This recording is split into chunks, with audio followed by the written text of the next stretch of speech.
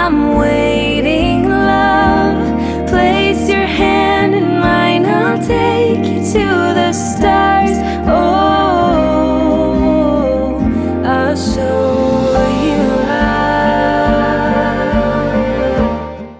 大家好，我们又见面啦。大家今天过得还好吗？今天的大众占卜题目是，在对于断联或者是少联络的人，你心中所想的对象，他有后悔以及有遗憾吗？以及这段关系的话，你是否要继续下去，还是要放弃呢？台面上总共有3个选项，由左至右。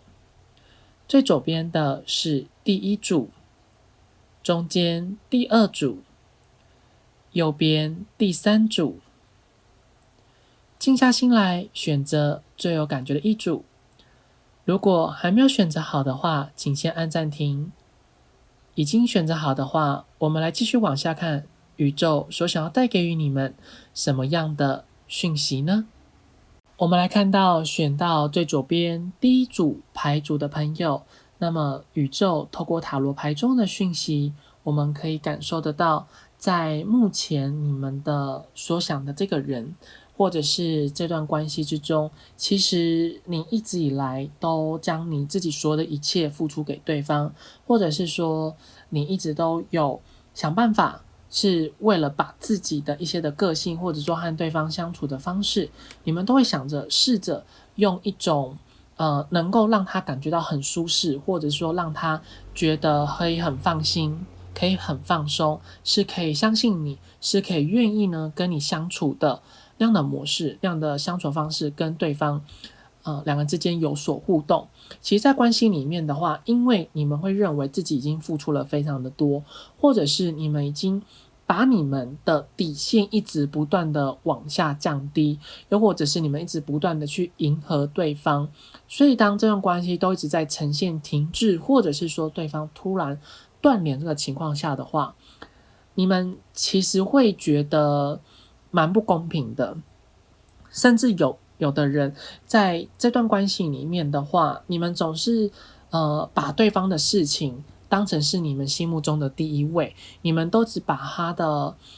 需求，或者是说他的情绪都只非常的照顾得到，甚至有时候你们会去完全忽略了你们自己内在心中的那个健康的状态。所以其实当你在深夜里的时候，或者是当这段关系没有联系的时候，其实你们反而细细想起来的时候，会觉得自己好像是有种被他抛弃，或者是被他给利用，又或者是面对说这段关系，你们会更加的是舍不得你们自己，会觉得自己好像是在白忙一场，或者是自己好像就是被对方没有被认真对待，所以你们新的感觉会觉得说，明明你们已经做了这么多，可是为什么对方仿佛好像就是一直都没办法看见你们，又或者是他为什么一直都要拒绝你们，可是当他每次接受你们好的时候，他又不愿意去拒绝你们，所以你们会认为这段关系也是因为他一直呈现在一个暧昧的状态，又或者是说对方在面对你的时候，他没有那么明确的拒绝你们。那如果说就他真的有明确拒绝你们，那你们一直不断的坚持在这段关系里面的话，对方也应该要好好的拒绝，就是他不要总是好像欲拒还欢，总是好像拒绝你，然后后面又答应你。那他答应了之后，他就是稍微对你感谢，然后又对你还不错之后，然后人又开始不见了，人又开始对你很冷漠了。所以你会觉得这段关系里面的话，你虽然付出了这么多，可是却总是没有办法得到对方的青睐，或者是说没有办法得到对方对于说这段关系的回馈。那至少他的态度必须要一致，也是要一样的，不要总是言行不一，又或者是在那边优柔寡断。那你们就会觉得其实自己好像就真的蛮不公平，然后是被他给利用。那你们其实本来也有对说这段关系是想要去放弃，又或者是你们真的想要去放掉这个人，可是当你们真的放掉鼓起勇气的时候，那么对方又好像仿佛会回来求你们，或者是他就会开始对你们非常的好，那你们就会觉得有点是说被他给情绪勒索，或是被他给绑架，你们就没有办法真正的完全去释放掉这段关系，或者说没办法去完全离开这段关系。那在这个不断的反反复复的过程之中，你们经常会觉得内心里面是真的很煎熬，其实也是因为你们本身是抱持着有一点的期待的心情，所以才会一直都没有办法真的完全狠下心来。好，那这边的话，我也可以知道说，选到这组的你们，其实对于说这段感情，你们是有抱持着一小部分期待，但这期待你们是有点算是说不求回报，可是这个不求回报，对方其实他反而是没有到珍惜你们，反而在这段关系里面的话，你们会觉得很多的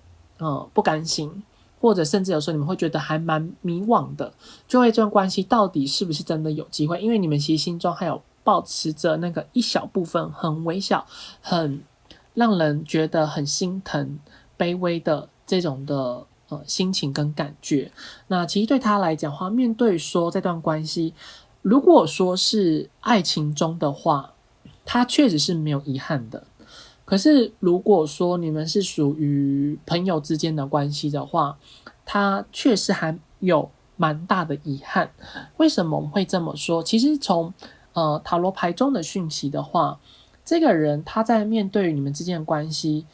其实我们先不管前期他的想法，那在后期的话，他确实是对于你们，他们渐渐的没有感受到那种遗憾或者是说后悔的感觉。其实最主要也是因为他这个人本身在对待于感情的话，一直以来其实他心里面都有一个没有办法忘记掉的人。那他这个没有办法忘记掉的人，如果说这个人本身是属于还蛮有良心的，他会跟你说，在开始认识你的时候，你应该就会知道。那如果说这个人本身是比较没有良心的，或者是说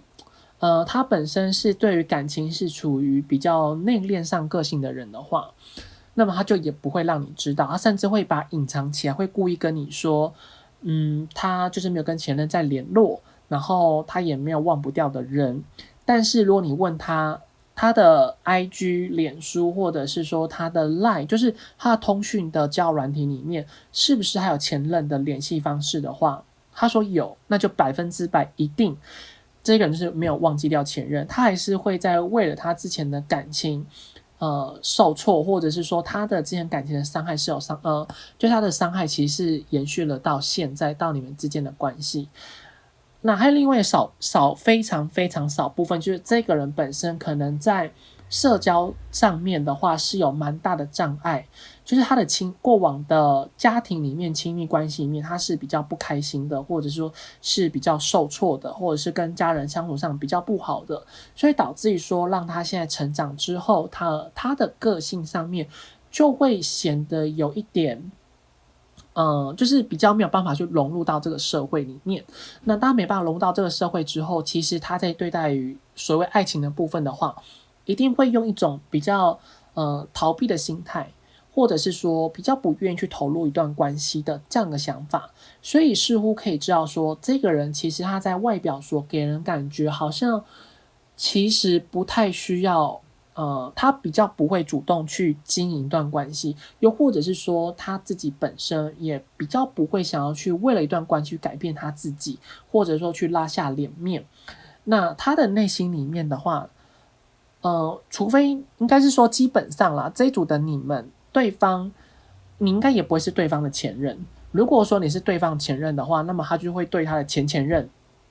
没办法去放下他的那种内心的纠结。那如果说你们是他的前任的话，唯一的遗憾是他觉得这段关系里面为什么他要那么快的去投入，然后造成两人之间现在一个相处上面的一个不合，或者说两人之间这样子断联，这是特别针对说是曾经有交往过的人，对方只会认为说他不应该那么快去投入你们之间的这段感情，因为他会觉得跟你相处之间比较适合当朋友，就是两人之间是在还蛮有话聊，或者是说仿佛就是好像两人之间是在照镜子一样的这种感觉。面对说这份关系的话，他会认为两之间是真的比较适合当朋友。所以如果说你们是属于单恋啊，或者是说暧昧中的人的话，应该说单恋中的人其实也不会有这困扰，因为对方也不知道你喜欢他，他就那个是说那个是应该算是暗恋的。如果说单恋中的人，那单恋跟暧昧的人是一样的，就表示对方他其实会认为两之间是比较适合当朋友，所以他才会把两之间的距离给拉开。所以以目前来看的话，至少对方他对待你的感觉的话，他会真的不会想的那么多。所以就算两之间是呈现在断联，或者说比较没有联络的状况之下，他会比较是注重他自己内在的感受，或者是说他目前的人生观的目标里面，他就是不会花太多时间心思在你们这段感情里面，或者是说你们之间的这段关系。但如果你们还是回去找他，或者说你们想要跟他恢复联系，或者说你们去跟他寒暄的话，他还是会跟你们有所互动。那你们的态度上面，只要都一直保持着在一个以朋友的姿态来看的话，他还是会愿意跟你们有往来。但如果说你们一直以来都做的很多，想要明确的有这段关系一个爱情上的结果，或者是说你们会希望对方可以给予你们回报的话，那么这段关系迟早下来的话，对方一定会去离开你们，或者是说对方会想要去结束掉你们之间的这段关系，因为他有时候会认为说他没有办法给予你在情感中的一个回馈，那么他就会觉得压力还蛮大的。然后现在他其实一直都处于在一个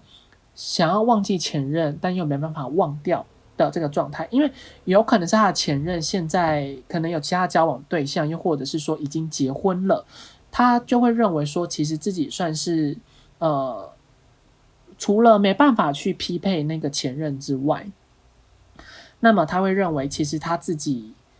也不够努力，才会导致于说现在他们两个之间的这个局面，所以他其实反而会对说他前任是有蛮大的遗憾的。那面对说你们之间的这段关系的话，他就真的没有想的太多，就真的只把你当成是一个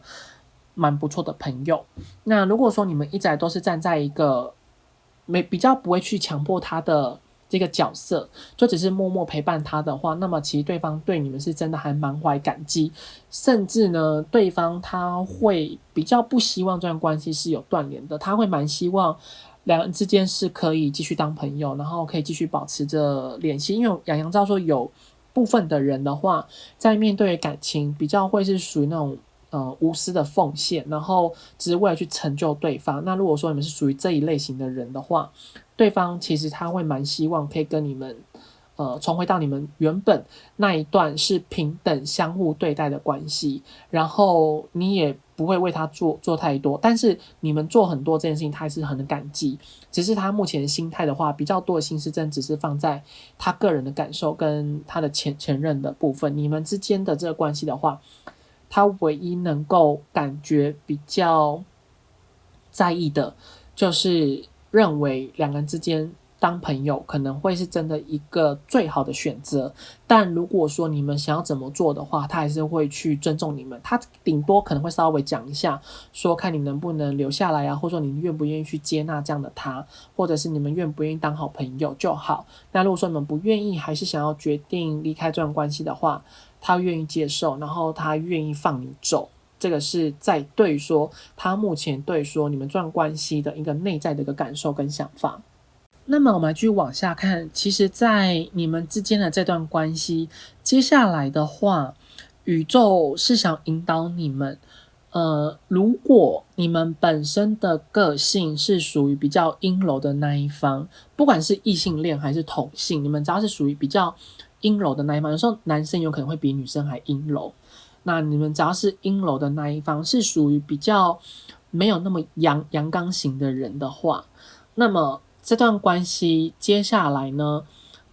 宇宙会建议你们是可以继续留下来，因为之后的你们其实除了会有新的对象来去追求你们，或者说你们会有一段新的缘分之外，那么你们跟对方就是你们心中所想的那个人，其实还是会有一个恢复联系的这个机会。那只是你们知道恢复联系的这个机会，或者是说之后的发展的话，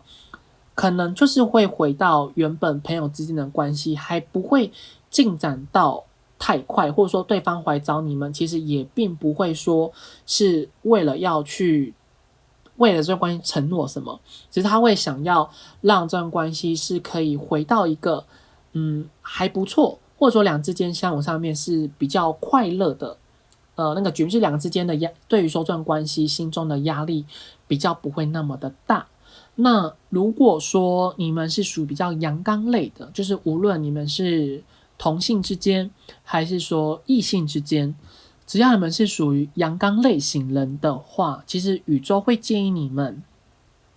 其实接下来关系里面的话，你们就是说跟你们之前所想这个人，你们应该要选择放弃，去放下这段缘分，因为之后你们心中所想那个人的话，他其实可能会对你们有所留恋，或者是说会开始有些依赖的感觉。那可是为什么宇宙会建议你们不要留下来的原因，是在于说他之后来找你们是有一些目的性的。这个目的性的存在是在于他本身这个人是比较没有办法没有人可以陪伴他，或者是说他会比较希望有一个情感对象，但是因为他选择情感对象，如果通常是选择新的人，那一定没有问题。但因为他是选择你，就是一个曾经认识的人，然后甚至是曾经知道对方有喜欢自己，或者说对对方对自己有好感的人的话，他回来找你们，他不会珍惜，然后他通常都只会一直要求你们为他做什么，然后一直要求你们可以帮助他什么，或者是会希望从你们身上得到更多的一个关爱跟关注，但是他却不会想要为了这段关系给你们有所承诺，所以就会变成又回到原本你们关系的状态。只是至少原本可能只是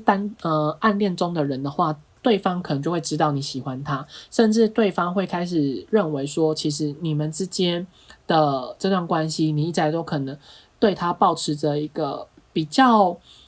有私情的，或者是说私心的想法。那他知道的时候，其实他可能会蛮感谢，可是他却不会珍惜，然后他也不会想要为了这段关系做什么。所以因此在对于比较阳刚型的人的话，会反而比较建议你们这段关系就不要期待太多，甚至会建议你们就是要离开这段关系。因为其实不管说你们之间是阳刚还是阴柔型的人，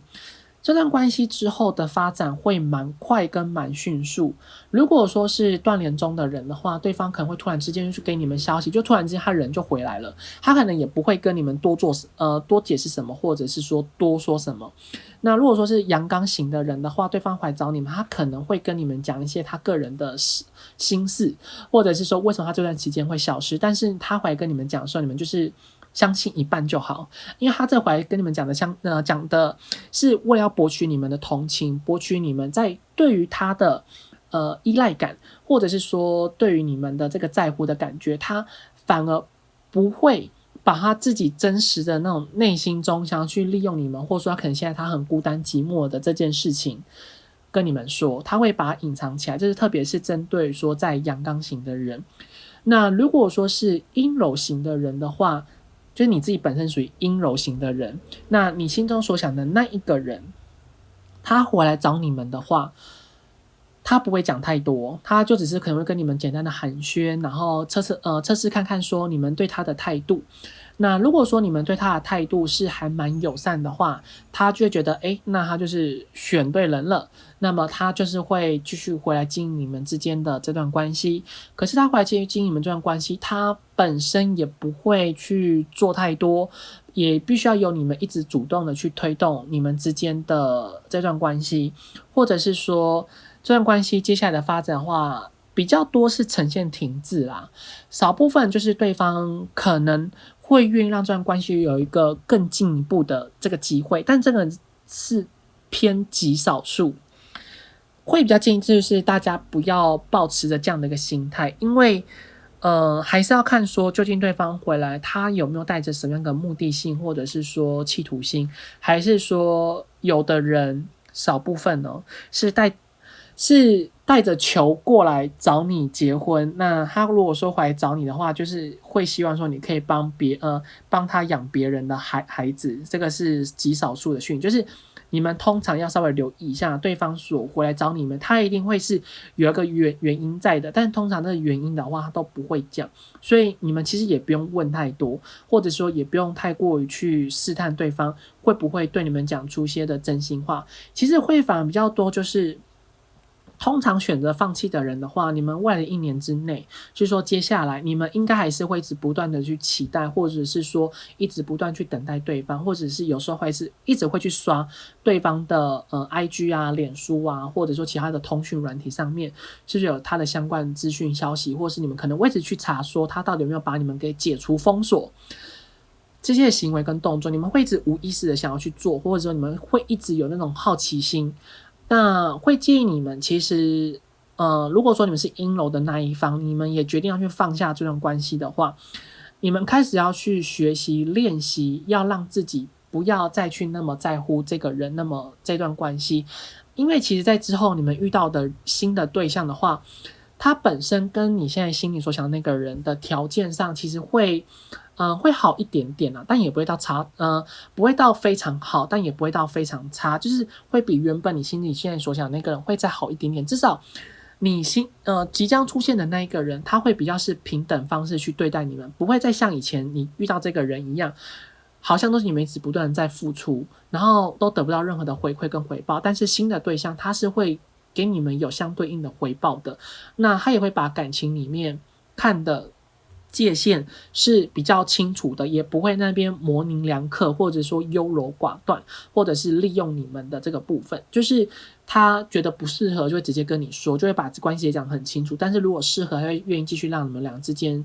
继续的经营发展下去。所以因此建议说，选到这组的你们尽可能的要稍微留意一下，然后好好的思考一下，究竟这段关系对你们来说到底是不是真的值不值得要让你们去为了他放弃掉自己的青春年华，或者说让自己花那么多的心思在这一段可能不一定会有结果的关系上面。那这边他就以上选到这组牌组的讯息，希望对你们会有所帮助。如果对你们有帮助，或者是对你们有所共鸣的话，请帮洋洋订阅、按赞、留言、分享、开启小铃铛。如果有需要预约个人付费占卜的朋友，在影片左上方有洋洋的联系方式。那也希望说选到这组的牌组的你们，愿宇宙可以让你们心想事成。我们来看到选到中间第2组牌组的朋友，那么在宇宙透过塔罗牌中的讯息，我们可以感受到，其实在选到这一组的你们，洋洋会认为，就是选到这组的你们是不是有因为为了对方，可能你们损失了不少的金钱，可能这金钱对你们来说是在一个可以承担的这个范围，可能有时候还是会觉得压力有点大，但至少不会到让你们就是完全的破产，或者是说让你们完全的颠沛流离失所的那种就是没有到这么严重的程度，但是你们可能就是为了这个人，你们真的做了还蛮多的事情。那这段关系里面的话，其实过往里面你们真的常常觉得很迷惘，然后你们也非常的疑惑跟纳闷，就是你们为什么对这个人有一种莫名的痴恋，或者是一种着迷的程度，就是说你们其实心里非常知道，你们对这个就是说他对于你来说其实也没有到非他不可，或者是说也没有会因为失去这个人你们就会整个人非常的痛苦。但是因为在关系中的话，当你们俩之间碰到面的时候，有实际上面对面的时候，你开始也会对他有很多的不舍的感情，或者是你对他开始就会有想要可以为他多做点什么的那种的感受，就是你明明对他是没有就是说私底下起来的话，你们明明对他是没有这方面的想法，可是一旦碰到面的时候，就反而会激起你们可能想要去照顾到他的欲望，或者想要去帮助到他的这些的一个想法上面。那这段关系里面的话，其实当你们俩之间有实际上面对面碰面的时候，你会觉得有明显的进展，或者说两之间的互动上面其实也不会到太过于生疏，所以也会让你们也不太会想要去放弃掉这段关系，也会成为这是一个很大的主因。那如果说是属于你们都一直在只能透过文字上或者说通讯软体上子认识啊、聊天啊，或者是互动的话，反而会让你们渐渐的失去对于说这个人的耐心，或者是说对他的依赖感，或者说对他的喜欢的感觉。可是当对方可能开始频繁的回复你之后，然后他可能又要去邀约你出来，你的心中的对他的依赖感就开始有慢慢的产生出来。但是又当他也好像也蛮容易会去放你们鸽子，或者是说本来跟你们约好，又会突然找很多的原因跟理由，然后又没办法跟你们一起出去，那你们又会愿意去体谅他，因为他每次表现出来的样子好像是那种楚楚可怜，或者是找那种冠冕堂皇的理由，是能够让别人去理解，是能够让你是能够去接受的这些的原因，所以你也不会太过于去责怪他，你就会一直好像站在他的立场去帮他说话。可是当你又细细想起来之后，就可能过一阵子之后，你会觉得不对啊，前阵子他那样子拒绝我不合理啊，或者是说再怎么忙应该还是会想办法吧，那或者是他知道为什么又没有再去约你们出来了，所以其实这段关系都一直呈现在出这种反反复复的情况。然后甚至有一部分就是会因为可能失去了这个人，或者说跟这人之间关系不好，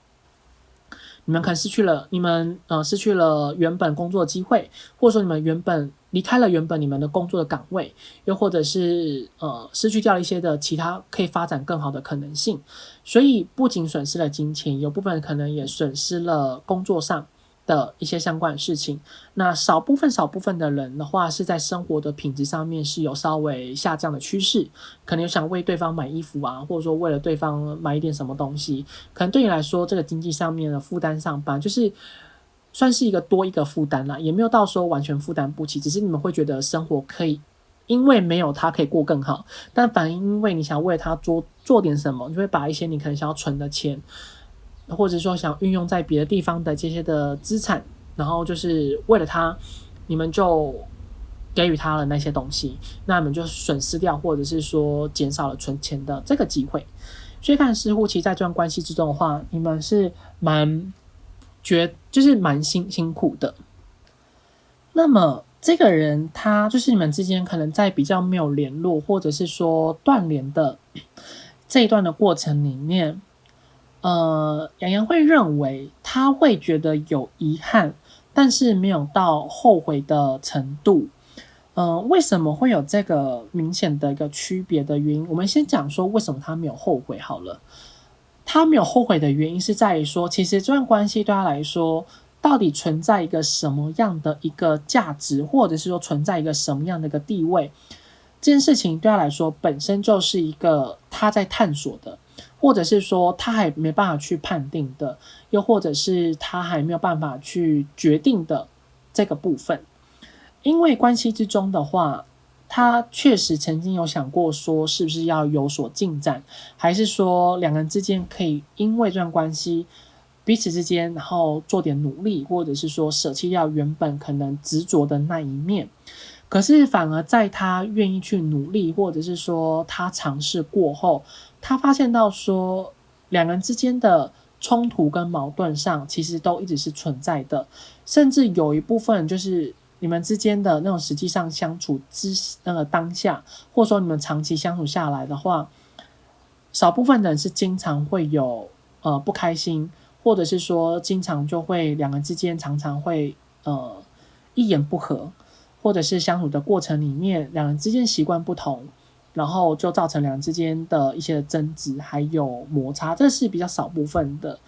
那大部分来说的话，会因为距离上的关系，或者是说时间上调配上是不吻合的，是没办法有相符的，是很难以可以经常碰得到面的。那这时候就会容易造成关系上面就会有一些的嫌隙，或者是说两之间在相处上面就很难可以达到一个共识，因为他就认为说这段关系里面很难会有一个共同的生活圈，或者是说可以很难的有一个比较明显的进展。所以因此在关系之中的话，就容易会造成两个之间有一个很大的摩擦，但这个摩擦或者说心中那个不满都通常是放在心里面，就是比较不会说出来，所以通常对你们来说也很难可以明确知道说究竟对方对你们想法跟态度是什么。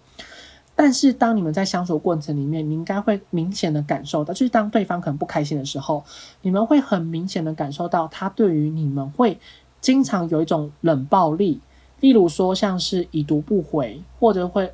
过了很长的一段时间才会回复你们，或者是他回复你们会显得出有一点敷衍，或者是对你们讲话的方式的话会除了敷衍之外啦，可能还会有带着一种讽刺的意味。那当你们可能去指责他的时候，或者说当你们去发现到讽刺的意味，你们去跟他做反应的时候，他在对待你们态度的话，就觉得说哈哈哈抱歉，或者是说用一种很敷衍态度去跟你们讲，来表示他的歉意。但是你们会明显的感受到，这个跟他所平常对待你们态度上面是有一个蛮大的落差，或者是让你们感觉到有一种被冷落的感觉。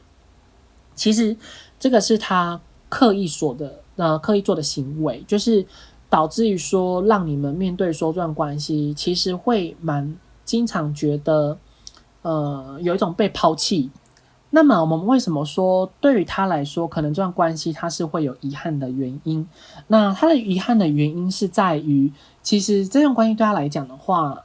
他其实还蛮愿意，就是还蛮喜欢跟你们之间这种相处的方式，可是又会因为两个人之间的关系上可能会有一些的冲突，然后让他也不知道该如何去面对你们，或者是说让他不知道该如何去继续经营这段关系，但是他心里面其实会有一点不舍得的。然后这个不舍得的话，他还是会想要继续的努力看看。那现在如果说像你们是呈现在断联少联络的原因的状况之下，也是在于说他还没有决定好这段关系接下来的发展的定位的意义到底是什么，因为他在找着这段关系如果说要再继续相处下去，它的意义到底原因在哪？你对他来说到底为什么他非你不可？这是他现在他非常想要去知道，但是现在目前他就是不知道，然后他也找不到这个原因，所以他就会一直呈现出一种是放弃的状态，或者是说他就会把它放在旁边，就是完全不管。所以你们就会认为这段关系就为什么会很难都一直找不到对方，或者说为什么对方过这么久都一直还不愿意去联系你们，就是因为他对于说他的目前的生活的状况的话，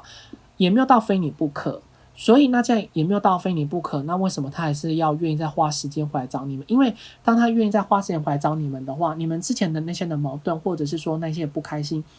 实际上还是会再次的重蹈覆辙，或者说还是会再一次的遇到。那么当遇到的时候，他还要再去花心思去思考说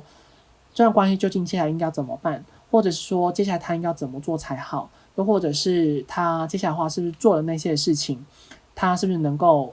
让你们两间都有一个共同的共识，或者是你做了一些的决定他是能够接受。因为这个人其实他目前也可以说是他是呈现比较用逃避的心态去面对。那他如果说真的不愿意，就是他想要不再去逃避的话，那他的决定如果说你没办法接受，那是这段关系又会跟着结束。所以因此会建议你们说，其实选到这组的你们可以再去回想一下，究竟这段关系在过往里面对方他到底对你们的态度是什么。如果说是曾经稳定交往中的人的话，那你们就要去想说为什么你们会分手。那这个分手的原因他其实也没有骗你们，这是一个真正的主因。那你们就要去试着说他提出来的这个解决方案你们是能不能够接受。如果说你们不能够接受，那是这段关系其实就真的不适合你们。那如果说你们是单恋中的人的单恋中跟暧昧中的人的话，那么对方他曾经拒绝你的原因，或者说他不愿意跟你在一起的原因，他应该有跟你讲过，或者说有明显的让你知道。那他既然跟你讲过让你知道之后，那你没办法接受还是愿意继续留下来陪伴他的原因是什么？那他有没有跟你讲过说你愿意留下来陪伴他的原因的这个事情，你的这个动作会不会造成他一个很大的压力？还是说他其实只是只愿意把你当成好朋友，或者是他跟你们相处的话，是不是真的只是希望你们之间他是能够打动你，让你愿意跟他当朋友就好，没有到想要在一起的这个部分。所以因此说如果说是属于那种那个叫什么突然有点忘记，就是说你喜欢对方，然后对方不知道的情况下的这一个人，这个词洋洋突然有点忘了。那如果说是属于这个类型的人的话呢，对方其实他回来找你，他其实在要不要回来找你们，为什么那么有就是说他不知道该怎么做的原因是在于说，他其实会希望关系只是他面对于你们，其实他真的很确定他只是把你们当成好朋友。那对他来说，你的这个好朋友的身份对他来讲，到底是不是有真的那么重要，还是说只是两之间就当成认识的人关系就好？所以其实在选到这组你们可以试着回想一下你们原本的关系的状态，然后再去探索一下为什么对方他其实当初都有跟你们讲很清楚，那你们就看说你们到底要怎么做。那对方回来找你们的话，是不是真的是你们所要的？那如果说不是你们所要的，是不是真的又先就是长痛不如短痛，然后好好的让自己能够去放下，可能会真的能够去照顾到你们的心理的健康的状态。好，那么接下来我们来看到说，其实在你们之间的这一段关系的话，如果说你们是真的很喜欢对方，或者是说你们真的非常希望他可以回来的话，那宇宙会希望说这段关系的你们其实是有机会有很高的几率对方是会再一次的跟你恢复联系，或者是说你们之间的这段关系事实上是还会有很大的机会是可以像过往一样那样的方式相处。但是在关系之后的一个承诺跟进展，在以台面中是是没有一个明显的讯息。那至少可以很确定，就是如果说你们曾经是有交往过的人的话，那你们确实是会有一个复合的机会。那这复合机会的话，基本上还是要看你们自己本身个人的意愿。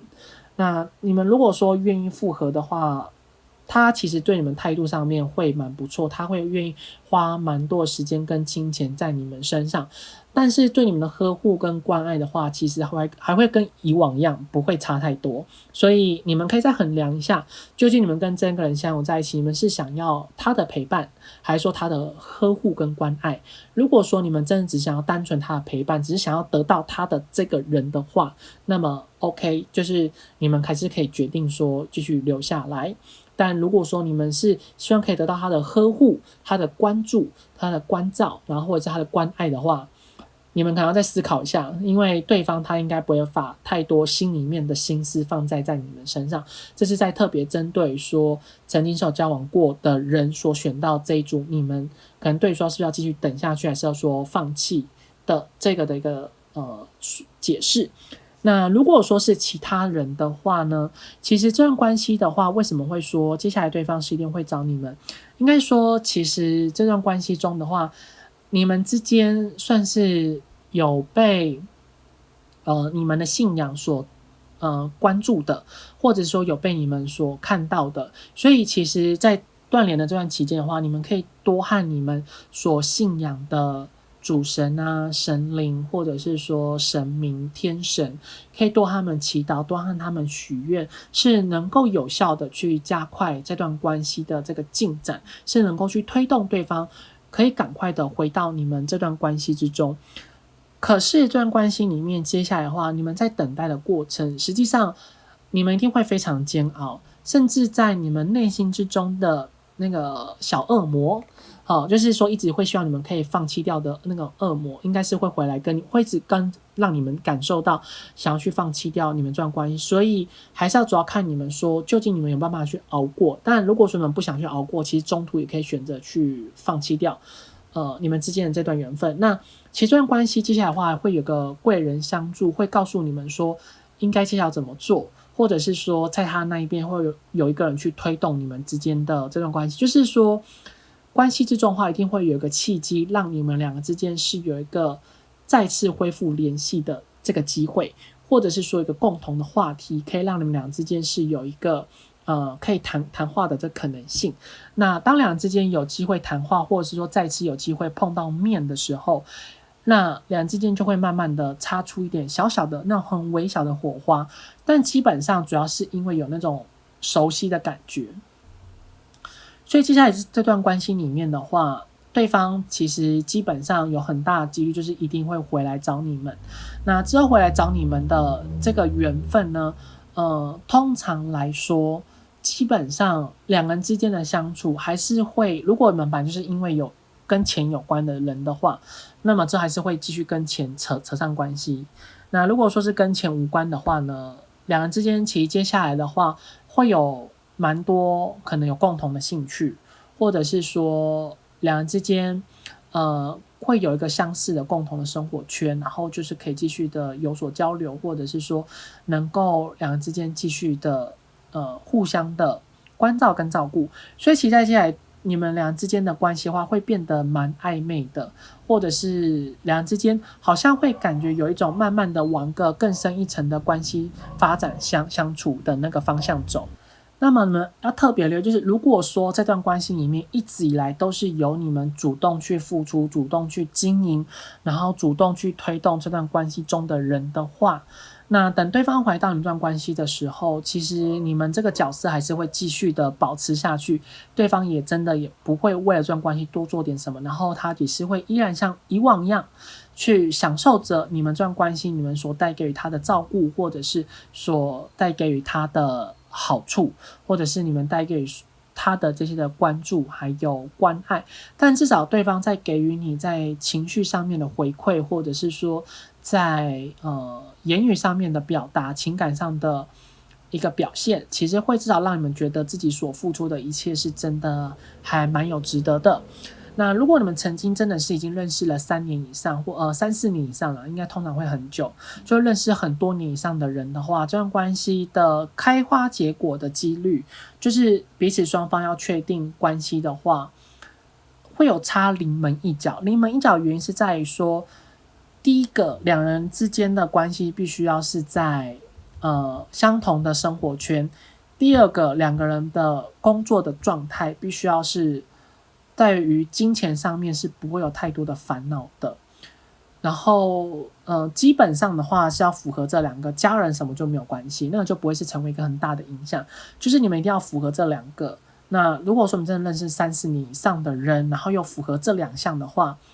开花结果几率就会非常的高。但如果说只要少其中一项的话，那个开花结果几率就会非常的低，甚至到有点不太可能，所以会算是一个还蛮极端的这样的一个状态。好，那我们接下来看说在神谕卡的地方，就是这段关系之中的话，通常呢，如果说对方是属于天蝎座的人的话，那这段关系的推动的几率就会非常的大，然后他回来的时间点也会来得比其他的人来得更快。但如果说是天蝎座以外的人的话，那这段关系回来的时间点通常是在8个月或者是在8周以上。好，那如果说是天蝎座的人，就是在8个月跟8周以内，就是对方就是会回来找你们，就一定会恢复联系。所以这个部分的话，就让你们可以参考看看。所以在目前选到这组的你们还是要可以去思考一下说，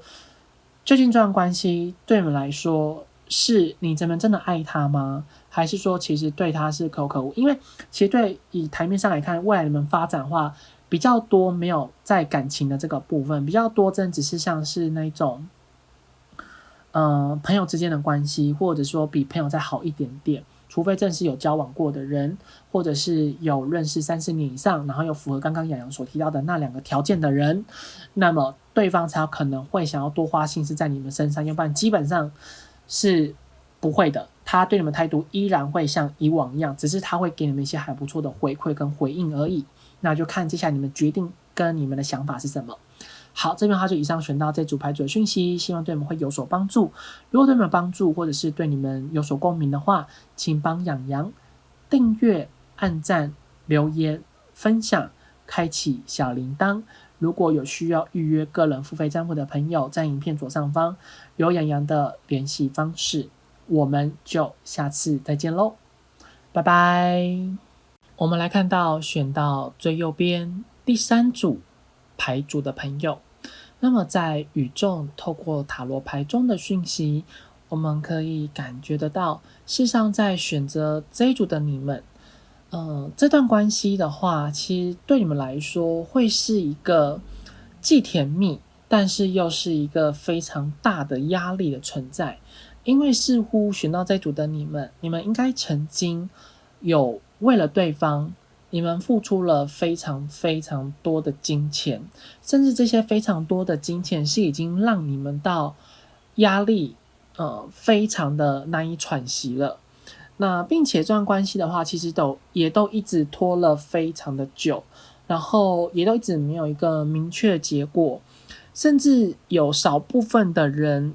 应该是有为了这个人可能换工作，或者是换了生活的环境，又或者是为了对方，你们真的花了非常多的金钱在这个人身上。也就是说，因为在这段关系之中，你们会为了他，那你们会为了你们自己本身做了非常多的调整，然后只是为了去迎合他，或者说只是为了去帮助他。那并且在关系里面的话，其实不管说你们是属于哪一种，你们应该有想过很多次，你们是想要离开，但是为什么你们最终还是决定留下的原因，就是在于第一个是你对于说这段关系你付出了这么多，你非常的不甘心，你会觉得你都已经走到这个地步了，凭什么？为什么现在你就要放弃？就算对方他对你们态度是依然没有办法符合到你们所要的期待，但是你们依然还是会想去做这个赌注，这是第一个。那第二个的话，就是你们可能是已经到做了非常，就是花了非常多的金钱在这段关系之中，所以你们就不愿意。就是你们不愿意，就是在为了这段关系离开，然后就没办法再拿到你们原本可能付出的金钱，因为你们在关系里面就是付出了非常多金钱，那可能你们就会认为说是有机会可以再拿回来，或者是说可以得到相对应的回馈，或者是说相对应的报酬，比较不愿意突然这样子离开之后，原本所计划好的付出没办法得到所相对应的回报的这个部分。然后第三个的话就是这段关系里面的话，你们是因为已经花了你们非常多的年轻的岁月，或者是说让你们消耗了你们很多的金钱，或者说很多的青春岁月还有精神，所以你们其实也不太愿意去离开这个人。那第四个部分是比较少的，就是你们跟这个人生活圈是属于有重叠的。那因为有重叠的话，就也不太愿意希望说是由你离开，应该是由他离开的这样一个状况。但是我们就是以上这4种人的话，其实基本上目前这段关系你们是还没有完全分开，你们还是依然的有时候还是会跟对方有一些的牵扯，所以就不晓得说这组的你们是不是因为有合约在身，或者是说有一些的金钱在你身上或者在他身上，然后或者是两人之间还是有一些商业上的关系，无论说那人是不是有离开他原本的工作的环境，或者是说离开你们之间的这个状态。所以其实在关系里面的话，可以感受得到说两个人之间的关系其实要说真的有断掉，其实也没有，但是也毕竟呢两个人之间算是还蛮有缘分，因为关系里面的两个人，你们俩之间一直以来真的相处了还蛮久，甚至应该有2-3年以上的人，大部分来说你们跟这人之间的认识相处真的有2-3年以上。如果说是刚认识的人会比较少选到，那如果说你们真的有选到的，最主要的原因也会可能是在这段关系里面，你们就是刚提到的付出了很多的金钱的关系，所以才会导致说让你们也容易选到这一组。那刚认识的人，如果说你们也都没有付出很多钱在这人身上的话，那会建议你们可能要选择其他的牌组。那基本上呢，这一组的你们基本就是已经认识了还蛮久了，那这还蛮久的时间点里面，真的对方只不断去消耗掉你们的本身的能量之外呢，然后也一直想办法从你们身上得到很多。可是这个得到很多有一部分是你们自己原本是甘愿的，只是这个甘愿的情况下，就是你们是以会能够跟对方发展为前提，但是偏偏不以就是对方他却没有想跟你们发展，或者甚至他最后这个人就是这样子消失了，你们就会觉得其实蛮愤慨的，就会没有办法接受这个事实。所以目前来看的话，你们面对说这段关系，你们是还是蛮想要离开，但是又会卡在于说过往的一直来认识的那些的情愫，或者说那些的感觉，一直还停留在你的内心里面。那失去到的钱，你们现在其实也是想办法去把它赚回来，从别的地方赚回来，或者说让自己要放宽心，不要再去想那些的东西。那你现在其实还是对这段感情有点留恋。如果说对方回来，你们会愿意继续跟他发展。那如果说对方不愿意回来，他后面还是没有结果的话，你们有一部分的人应该是没有想过要放弃啦。那另外一部分的人就是可能会想去做最后一次的拼搏，就是跟对方把话讲清楚。那要试属你的钱就要把它拿回来，这是另外一部分的人。然后再有的人就是可能真的会想要去离开这段关系，然后也同时是过好你们自己的生活，就是也不会把自己的青春完全是放在这段关系里面。这就是在这组的你们大概最后面会有这3个种类的这个心态，就看你们是属于哪一种。那其实这段关系里面的话，我们可以明确的感受得到，其实他对你们是有蛮大的遗憾，还有就是他非常的后悔，他不应该为你们对你们做出这样的一个事情。然后，那我们首先来看说，就是这个人他在目前你们俩之间在一个比较断联或少联络的状况之下，他做出这样的行为跟动作的最主要的因为是来自于说，他的身边是有带给予他一些他没办法去承受的压力，或者是说会让他觉得难以去面对的这个事情。其实他会认为他自己现在这样子选择是以断联或是少联络，就是你们真的少到看起来是你们真的很少那联络少机会，就是几乎就是有点像是说比较好的人啦，是1个礼拜1次，比较惨的人是两个礼拜1次。那就是这个人他其实在对于说你们之间的这段关系，他非常的后悔。那后悔的原因是在于说他觉得他不够争气，他不够努力，那才会让他现在目前生活状况可能真的并不是到那么的好，所以才会让这段关系变成像这样的一个局面。这是以最大宗的。另外一个小部分的，洋洋会认为这是一个比较小部分的，就是如果说你们喜欢的那个人你们是第三者的话，或者是你们是正宫的话，那对方会认为他没有办法给予这段感情一个承诺，或者说没办法给予这段感情一个结果，但是他对你们依然是还蛮有感觉的，他还是还蛮想念你们的，所以他目前其实有点像是以逃避的心态去面对说他本身现在的一个感情的世界观，所以就会选择以一个断联或者是少联系的方式来去面对你们，所以你们可能会觉得有点莫名其妙。好，那如果说是正宫，然后你们也是确定说都没有那一些的话，那你可能就要留意说对方是不是真的有其他的对象，因为这牌面上看起来讯息是有一点多。你们确定如果说对方生活非常 OK， 没有其他的外在压力，那就表示他有另外一个人，那他就是没办法在你跟另外一个人之间选一个，所以他就变成是以逃避的心态，他就是宁可选择谁都不要选。这是一个所谓在你本身是正宫的情况。那如果说你本身是属于第三者的话，那就意味着说他现在也是一样，就是谁都不选，那他就是想要先躲起来。那当然他可能跟正宫之间的生活的话还是会继续持续下去，但是他不会为了正宫多做点什么，他就是现在的情感是先把你放在一旁，然后他就是先过他原本应该要过的生活，但是他还是不会想要去为了他原本的正宫做什么，就是先继续原本的生活。那如果说你们是属于同性之间的关系的话，两者之间都是同性的话，就意味着说对于他来讲，双方之间应该是有在相处上面有很多的不合，所以他选择是以比较像是懦弱的方式去面对说这段感情。那他现在就会认为说他去重新思考下，究竟两人之间是不是真的要继续下去，还是说是不是真的有因为家长因素、家庭的因素去影响到他的决定，这是在同性之间。那另外一个部分是最少的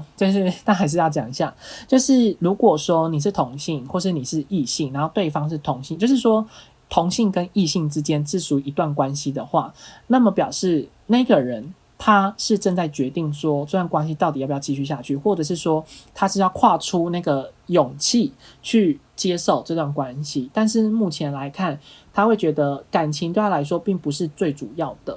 就是前提之下就是如果说你是同性，对方是异性，然后你喜欢上的是异性，那你们一直关系都不错的话，那意味说他现在生活状况真的没有到那么的好，所以他会先把感情放在一边。那最后就是他本来就比较排斥同性之间的感情，所以他其实对你们还蛮有感觉的，只是他是不是要跨出那个小圈子，就是打开那个柜子的话，他可能要再想一下，所以他会先把这个问题先抛诸脑后，不要面对这么多。他会先以他现在目前生活中所要必须面临到，比如说工作啊、生活，或者是他的人际关系，或者是说他的父母之间的关系，这是他最主要现在目前去面对，所以他就不会花太多心思在你们身上。那如果说你们是异性，然后你喜欢上同性的话，那表示你之前原本应该是有伤害到他，然后你其实对他的方式的话，其实让他已经有点不太想要去愿意相信你们这段感情。那这段感情对他来说，他对你们是有感觉，但是他害怕又会再受到伤害，所以他先选择是以逃避的方式去面对说你们之间的这段关系，你们之间的这段缘分，那就会当然让你会不知道他到底在想什么，甚至你会觉得他后面跟你们讲出的话有一点狠。那他讲出来话的狠的原因，并不是他真的恨你，而是他不敢再去相信，他觉得讲出这些狠心的话，是同时跟你讲之外，在提醒他自己说，他曾经在你身上遭受到任何的屈辱，或者是说任何的伤害，他要加倍的还给你们。但是他的心里面还是非常的爱你们。这就在特别针对说，如果说你本身是异性，但喜欢上同性的这个部分，所以大家可以稍微想一下说，你们是属于哪一种的。那当然最大宗的异性恋的话，洋洋就比较没有刚特别提出来，那你们还是可以稍微参考一下以上的这些资讯，因为其实从这个牌面上看出来说，对方本身对你们是真的还没有感觉，但是在针对说不同的情感的一个情境之下，那个情感的那种的力量跟那种的爱意度跟恨意度都是不同的，所以你们可能要稍微摄取一下说看你们是属于哪一种的族群们。好，那么我们来继续往下看，就是在这段关系的话，其实在宇宙呢，它透过塔罗牌中的讯息，如果说你们是属于比较阳刚的那一方，就在你们这段关系里面，我们先不分男生跟女生，我们先以本身的气质，就是你们俩之间的气质对比。如果说你本身是属于比较阳刚型的，我们不要讲阳刚好，我们就讲是比较活泼外，就是说你跟对方相比的话，除了阳刚的这个做参考之外，还有另外就是非常活泼外向的，就是非常对于你的生活是属于比较积极乐观的人的话，就是属于你是这种个性的人，在宇宙的讯息会建议你们说，其实这段关系你们可以先选择去放弃，因为在关系里面的话，对方他会因为没有你，他会过得更好，然后并且他过得更好之外呢，他之后其实也会，就他真的回到你们这段关系里面的话，他会你需要花很多的时间去弥补他的内心中的那种空缺感，或者是说他心里面的被受伤，或者说需要被疗愈的那个部分。然后再就是他这个人之后如果说回到你们身边，你们将会是他其中一个选项之一。那也会通常是你们要一直不断的死心塌地去对他好，或者是说陪伴着他，或者是你们要为了他做很多的事情，就是说你们曾经所为他付出的那一切，你要再一次的重新做一次，就重蹈覆辙。那对方他其实也不会真的把他真心交给你们，你会变成除了他的选项之一之外的可能性的这个就除了这可能性之外呢，还有就是他可能也会有劈腿的情况，所以这段关系会建议你们就是选择放弃跟放下会是比较好的，因为这样你们本身个人才不会受伤。那如果说你们本身的在两个之间关系里面，你是属于比较阴柔型的，就是比较应该说情感的表达，或者说对人际关系上的表达是属于比较内敛的，或者是说是不能，然后内敛呢，然后也不能说是内向，而是说可能也没有到那么的就是积极活泼啦，因为像有的人可能就会比较喜欢社交，那你本身属于阴柔型，然后这一组的人的话，你们对于社交的部分就是还好的态度，就是可有可无，并没有到说非常一定要社交的情况，就是你可以过好你自己的生活，有时候就是你一个人待着这样子的人的话，那你们呢？会建议你们就是要继续等下去会比较好，因为其实在你们之间的这段关系里面，接下来对方一定会回来主动找你们。当他回来主动找你们的时候，他会让你们看见你的真心，并且会让你感受得到他是在乎你的。但是他回来找你们的前提，一刚开始的时候，他会先去试探你们的心意，并且先去试探说你们到底是怎么想的，然后你们现在生活过得如何。那如果说你都一直保持在一个单身的情况之下，并且你表达你对他的思念的话，那对方会稍微有点释出善意，但是还不会那么快的为了这段关系做一个决定，所以你们也不要完全的把自己贴过去，因为这个前提之下就是你们必须要把你们生活过得非常的好。首先是你们的工作要顺利，然后你们的金钱的部分也要稳定的好，就是对方之后他回来暂时不会跟你们要那么多钱，甚至也不会跟你们要钱啦，但只是在这段关系里面的话，你们必须要先把你们自己本身的工作状况，然后你们的经济的能力先调整好之后，然后再来就是你们要开始学会如何去打扮你们自己，把你们变得更加的耀眼。就是你们原本可能不爱打扮，或者说你可能对打扮这件事情还好的人，千万记得，你如果说想要这个人回来，想要这个人拜在你的石榴裙下，或者说希望这个人可以回来追求你的话，无论是你是男生是女生，你们就要开始学会去打扮。男生也可以化妆，好吗？就是大家还是可以学习一下，可以把自己化妆看起来比较帅一点，或者说脸比较小啊，然后就是头发可能可以剪一下，然后你们的服装的风格要跟以往不一样，就是说你们这个人在这段期间等待他的期间，你们必须要先去把你们本身做一个很大的改造，你们金钱观要改变，你们要开始学会守住你们的钱财。之后这个人回来，他无论怎么渴求你们，首先第一个拒绝对于金钱上的付出，可能送个小东西100-200块 OK， 超过1000块以上先不要，你们先把钱给收好，也不要那么常请他吃饭，也不要一直送他礼物了，你们就要开始把你们自己的状况调整好，然后你们工作要顺利，不要一直换工作，都最好。如果说这样换工作，你一定要去换比现在钱更多的地方，然后你就尽量一直待着。当对方有一天问你的工作状况的时候，你至少可以说我在这边工作2-3年了，那我钱赚的还不错。那他之后如果跟你要钱，也不要给他。所以反正就选到这组的你们，一定要把自己调整到一个最佳的状态。那之后这个人回来找你们的时候，他就会带着满满的诚意，并且他会带一个很大的好奇心来去跟你们相处。那这时候你们就成功了，因为当你们把自己状态调整到最好的时候，然后这个人回来的时候，那其实你可以利用开始他对于你们的好奇心，然后开始慢慢去发展这段关系。那这段关系接下来发展之后，有蛮高的几率就是可能不一定会稳定交往，但是至少可以像是一个半熟恋人一样的状态，就是说两人之间算是一个高度暧昧，然后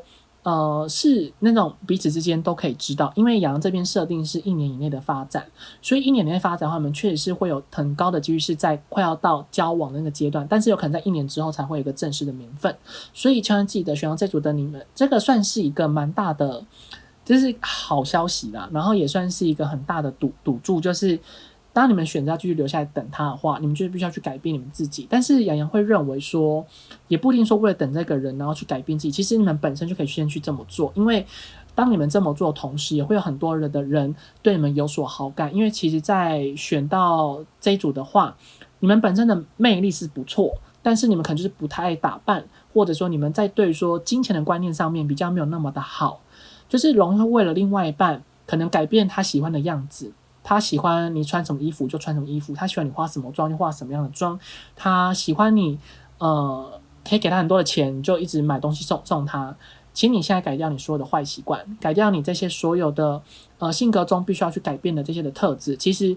关系会变好，但是你要先把你自己调整好，你才有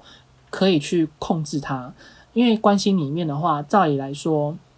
你们必须要去，接下来是有很大的机会是由你们去控制它，去可以反败为胜，然后去给这个人一点点的小教训。其实也是希望之后这个人回来的话是可以对你们好，然后是可以跟你们交往在一起，这是我们一起都希望的。所以洋洋会希望说，选到这组的你们，如果说你们是属于阴柔的那一方，就是对于社交生活是属于普通还好型的，然后感情上比较内敛的人的话，你们可以尝试看看改变你们自己。那如果说是阳刚那一方的话，就建议你们就真的你们可以先放弃了，这个人其实接下来比较不会珍惜你们。好，那这样的话就以上选到这组牌组的讯息，希望对你们会有所帮助。如果对你们有帮助，或者是对你们有所共鸣的话，请帮洋洋订阅、按赞、留言、分享、开启小铃铛。如果有需要预约个人付费占卜的朋友，在影片左上方有洋洋的联系方式。我们下次再见喽，拜拜。